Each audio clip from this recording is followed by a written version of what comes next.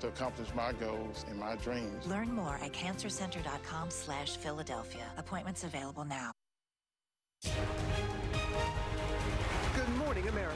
Deadly winter blast. An ice storm wreaking havoc across the Midwest overnight. 2 killed when this tour bus flips over on icy roads in the South. And now 23 states from Arkansas to Maine on alert as a dangerous nor'easter barrels up the coast. The new warnings for your morning commute. Michael Avenatti arrested. Stormy Daniels' attorney, a frequent critic of President Trump, accused of domestic violence. I have never struck a woman. I never will strike a woman. He fires back overnight. Cruise ship mystery. An American woman going overboard. Now the FBI investigating. Was she murdered? ABC News exclusive. How Monica Lewinsky tried to keep her affair with President Clinton a secret, and the warning he gave her about speaking with the FBI. What she asked when they confronted her. I kept asking, could I call my mom? They kept saying no. He said, you're 24. You don't need to call your mommy. The director of that documentary here live, inside the story that nearly destroyed a presidency, only on GMA. Thanksgiving warning. A week before the holiday, the deadly salmonella outbreak in turkey meat. What makes your country? And big surprises on country music's biggest night. Carrie Underwood taking home one of the top prizes and her big reveal. Chris Stapleton with a huge night. And Keith Urban walking away with the night's biggest award. We are backstage for all the big moments only on GMA This Morning. Good morning, America. Live in Times Square, this is GMA with Robin Roberts, George Stephanopoulos, and Michael Strahan. And good morning, Garth and Tricia. Good morning, America. There were so many incredible performances. Garth actually surprised Tricia with a new song, and wait until you hear what he has to say about it. You know what? Yeah, that's right. He was backstage with Lara, and she even got a chance to present one of the top awards of the night, and she's taking us behind the scenes in the Music City. That's coming up just ahead. She did a great job. Oh, yeah. Yeah, but first, that nasty, already deadly winter storm. Millions waking up in a deep freeze this morning, and the rain, snow, and dangerous icy conditions are moving up the East Coast. Whit Johnson starts us off. He's there in Washington, D.C. Good morning, Whit. Robin, good morning to you. It is shaping up to be a miserable morning commute. Take a look at 395 behind me here in D.C., and it's that awful mix of rain, sleet, and the snow just starting to pick up. This will be heading up the East Coast, the first widespread major winter storm of the season, already having a deadly impact on the roads. This morning, the wintry conditions creating slick and dangerous roads in Mississippi. A car losing control, plowing into a bus with 50 people on board. The bus started swerving, then it spent around like 2 times, hit the rail, and then flipped over. Scary. The bus flipping on its side, killing 2 people and injuring 40 more. The streets littered with luggage and personal belongings. And in Arkansas, this interstate turned into an ice rink, a mess of wrecked cars scattered across the road. This Jeep losing control and nearly plunging off a bridge. Now, to give you an idea of how dynamic this storm is, here in D.C., they are under a winter weather advisory in the morning, but by the afternoon, it will be a flood watch, highlighting that mix that we've been talking about. Schools in D.C. and in New York changing their hours today, and flights are already canceled. Robin? Want everybody to stay safe. Okay, Whit, thank you. Rob, of course, tracking the storm, and it's an ugly commute for many this morning. Millions more are going to have trouble getting home this evening. Isn't that right, Rob? Absolutely, Robin, and Whit nailed it. It is a dynamic storm with a fast-moving low and ever-changing conditions for 23 states now under advisories of either winter advisories or flood watches. And we begin with what happened in St. Louis. Over 4 inches of snow there falling overnight, and big-time accidents and slide-outs there. In Indianapolis, you're under an ice storm warning. Look at this. Roll down the window, and there's another window. Boom, full of ice. You got to break that just to see out the window. Cincinnati also, they're scraping the ice off the windshields there. So looking for bright colors on the map. It's never a good thing. Snow and sleet in Philly and New York. Eventually, by the evening rush here along I-95, we'll see a fair amount of snow, at least to start. And then that coastal low takes over, and then we'll change over to rain. But a fair amount of snow in the inland areas there. Locally, over 8 inches. And Michael, for the middle of November, that is just way too much white on the map, my friend. Anytime there is snow, it's always too much for me, Rob. Thank you so much. And out west, new concerns are growing that the death toll could climb even higher from those devastating wildfires in California. Officials fear there could be more than 100 people dead. ABC's Eva Pilgrim is in Paradise with more. Good morning, Eva. Good morning, Michael. This community completely destroyed. More than 100 people are still missing. 10,000 plus buildings just reduced to rubble like this one, just absolutely gutted. And many of those buildings were people's homes. You can see on our second camera here what's left of this one. There really isn't much, and that is what many people are waking up to this morning. This morning, new images of the campfire just north of Sacramento still burning. I did not think we were going to make it down off that mountain. It was a miracle that we got out of there. The deadliest fire in California history, covering the area hours away with smoke. More than 130 people are missing, at least 56 dead. Members of the National Guard combing more than 60 square miles looking for the missing. There are potentially over 100 people that were killed in Butte. Potentially. We're on Camp Creek Road. This is where authorities think the fire started. You can see this road closed sign blocking it off. Melanie Heidelberger and her family panicked, trying for 36 hours to get from their home in Magalia to safety. We were on the missing persons list when we got here. It was nice to write that we were found.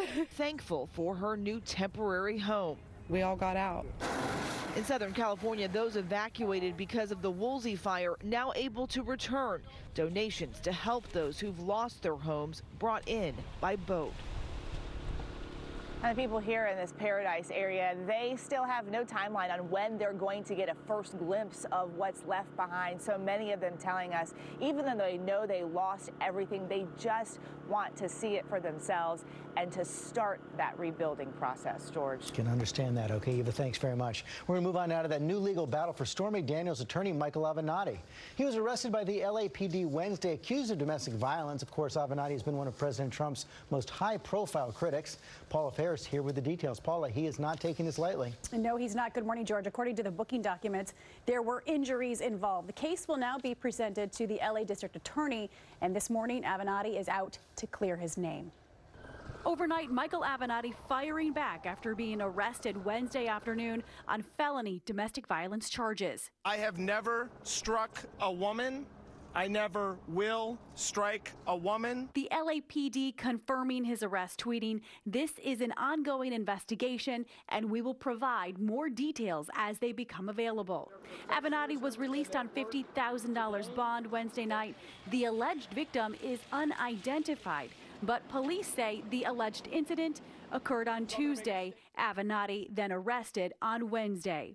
Best known for representing Stormy Daniels and his scathing criticism of President Trump, Avenatti is out to clear his name, saying he will continue to be an advocate for women's rights. I am a father to two beautiful, smart daughters. I would never disrespect them by touching a woman inappropriately or striking a woman.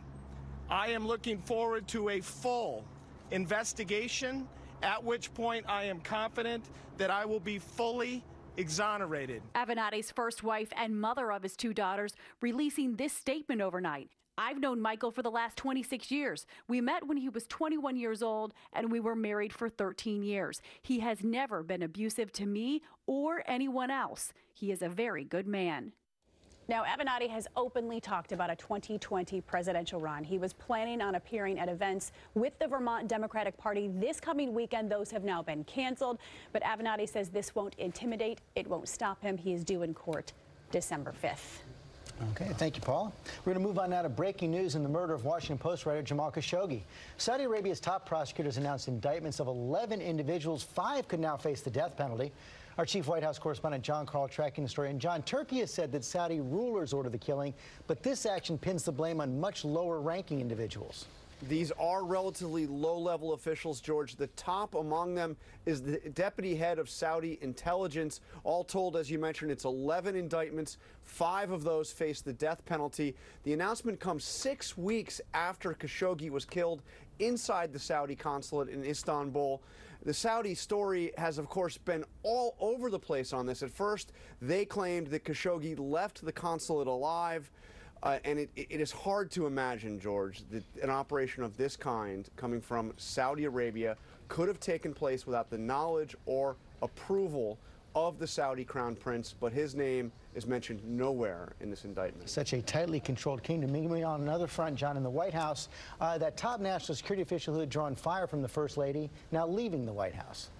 Yeah, it took a full day, George, but it looks like the First Lady has had her way, although Mira Ricardel, who you see there, is leaving the White House. She is apparently not leaving the administration. In the statement announcing it, Sarah Sanders, the press secretary, said Mira Ricardel will continue to support the president's as she departs the White House to transition to a new role within the administration. Unclear, George, what that new role will be or where.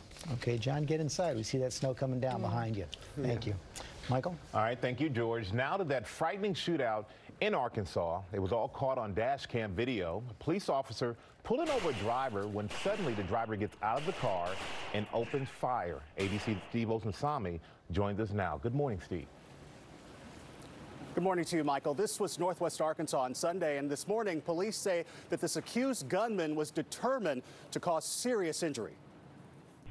This is a routine traffic stop in Arkansas, and what this officer doesn't know is that it's about to turn violent. Shots fired! Shots fired! All of a sudden, the driver starts shooting at the officer, round after round in broad daylight. Sheriff in a gunfight out here with somebody. He needs backup. That driver gets out of the car and gets closer to the police vehicle. Another camera catches the gunfight. That's Corporal Brett Thompson shooting back, fighting for his life behind his SUV. Police say this shooter is 29-year-old Luis Cobo-Cenobio. He's shooting from his hood and then gets back in the car and takes off. County, I need units now. County, he's fleeing in a vehicle, head eastbound on Steel.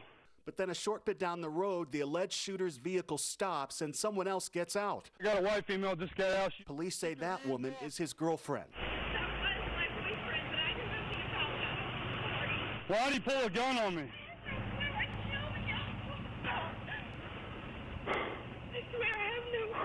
Corporal Thompson was unharmed. Good? I'm good.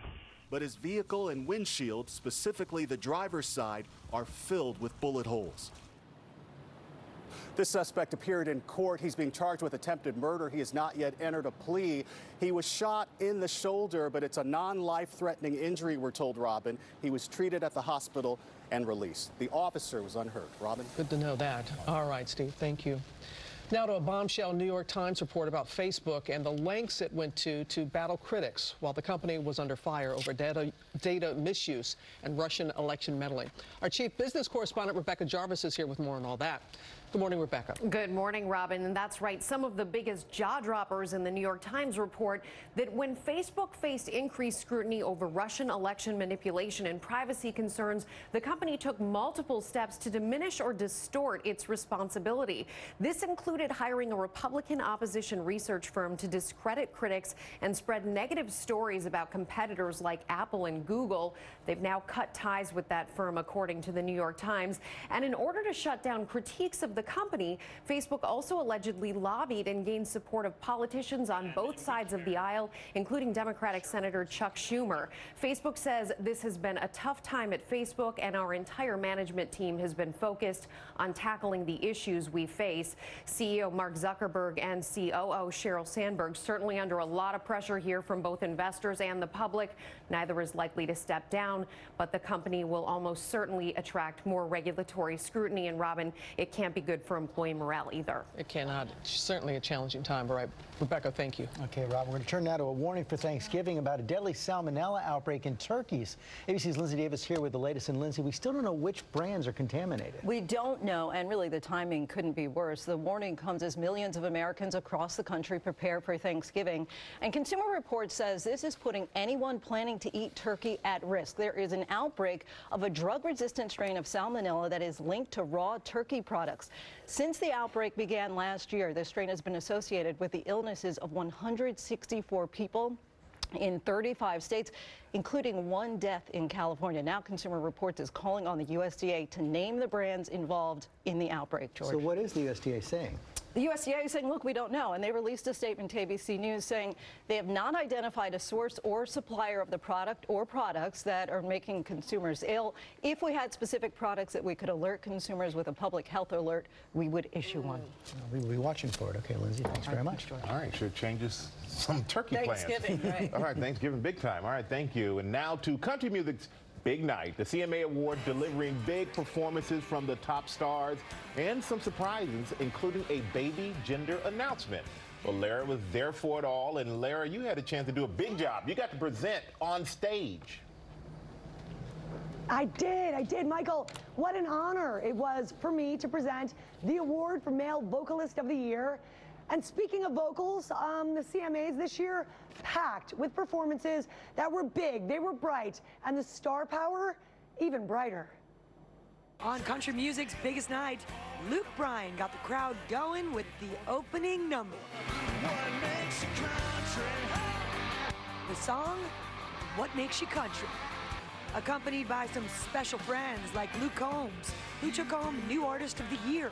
Co-hosts Brad Paisley and Carrie Underwood, back for the 11th straight year, quickly turning on the fun, paying tribute to one of the year's biggest movies. Uh-oh, Carrie, look, a star is born. The crowd loved their spoof on A Star is Born. Keith just nodded off on Nicole's shoulder. Underwood even revealing she's carrying a boy.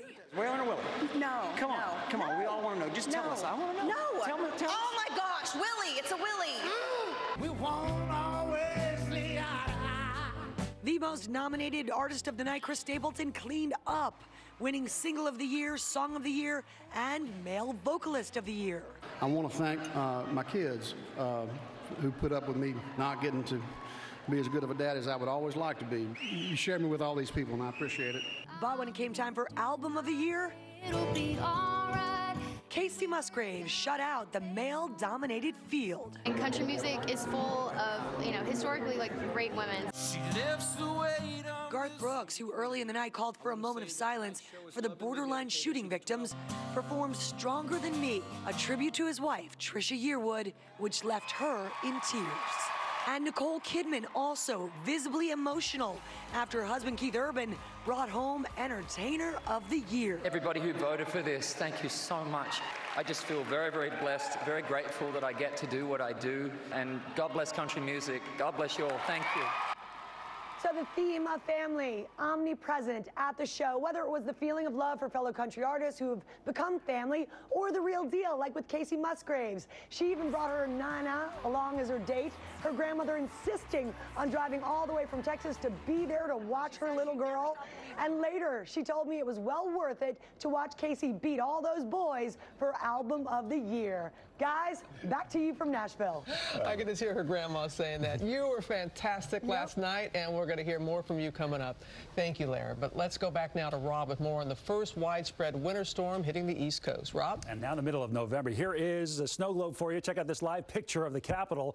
It is swirling around there and coming down, even accumulating on some of the rooftops and the grassy surfaces. This will change to rain in the next hour or two, but certainly a slick go.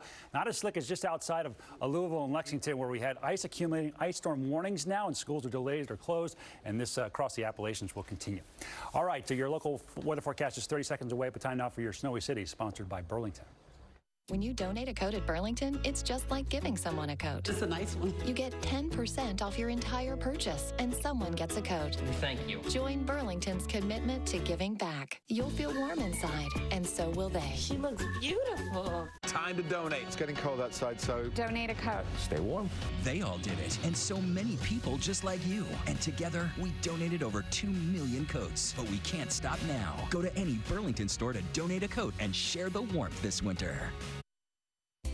Budget extra time getting out on area roads and traveling today. Our first snowflakes of the season, and we're going to transition over to sleet and then eventually all rain just after lunchtime today. And we'll get a lot of rain too, but before some of that moderate to heavy rain, up to an inch in that I-95 corridor, more to the north and west before rain washes it all away. An inch of rain possible. We're on flood watch along and east of I-95, but look at these temperatures. That cold rain, 37 to 40 degrees, drier for tomorrow.